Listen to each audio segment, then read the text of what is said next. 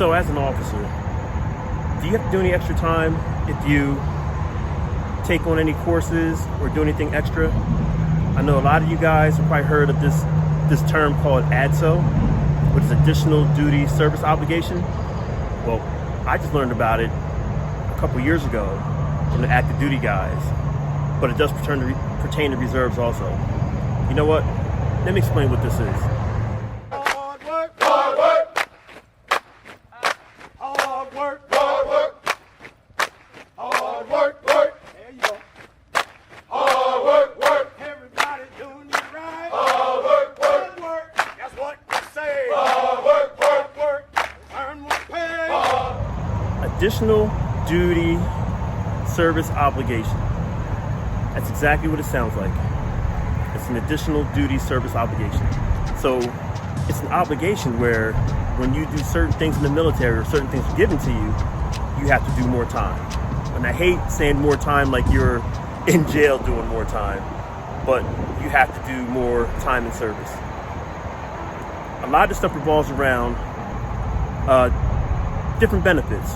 For example, for myself, if I want to do the warrant officer retention bonus, if I took that bonus on, then I would have an additional duty service obligation of so many more years to work off that obligation or that money. So if it's $20,000 service obligation, it might say staying for 3 more years.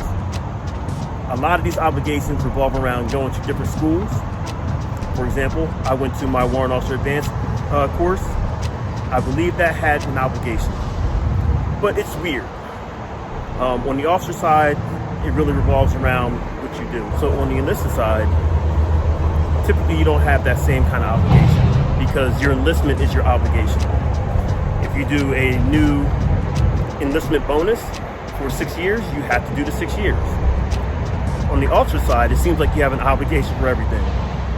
Certain schools you go to, and don't quote me on this, but to give you an example, you have to look up to see which ones have this obligation.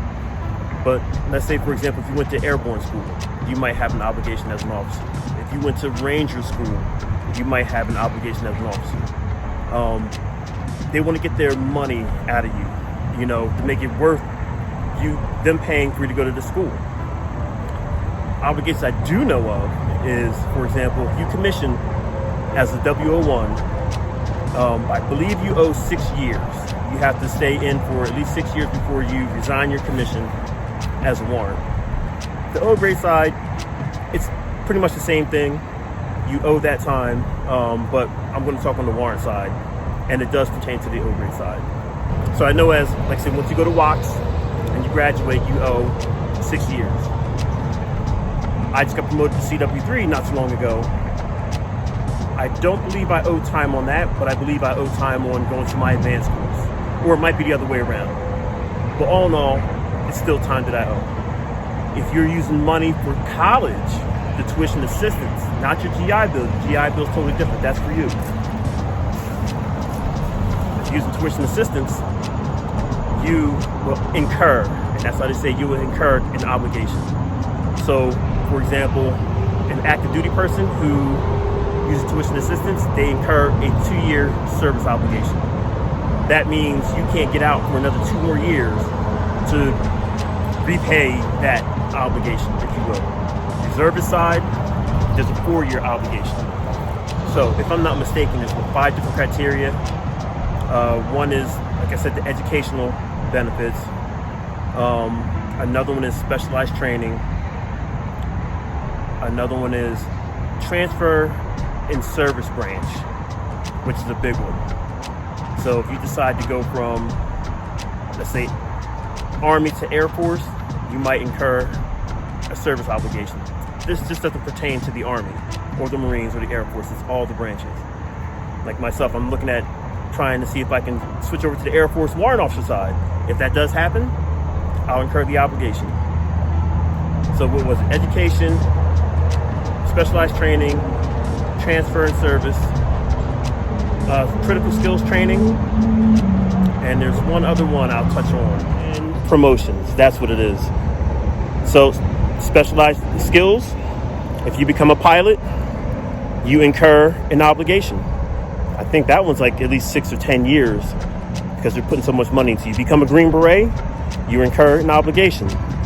You go to language training, I believe it's the same thing. So as you see, it just keeps going on and on and on. But just to educate you guys, an additional duty service obligation is an obligation that incurs when you take on some of the benefits of the military. It may benefit just them or you, or them and you. But the education, it benefits you, so they're getting something out of it. You become a pilot, it benefits them, they're getting something out of it. A lot of money's being put forth, so that's what they're mainly trying to get back, is recouping some of that money or that time. But I just want to educate you guys on that, let you guys know what an additional duty, I can never spit this out, an ADSO, what an ADSO is. And that's for all branches and mainly for officers. I haven't seen any for enlisted, but like I said, with the enlisted, they get the bonuses that you get with your re-enlistment. So you might get a re-enlistment bonus for 30 or 40,000, and that's part of your bonus. But until the next time, I have more information. Stay safe, stay dangerous.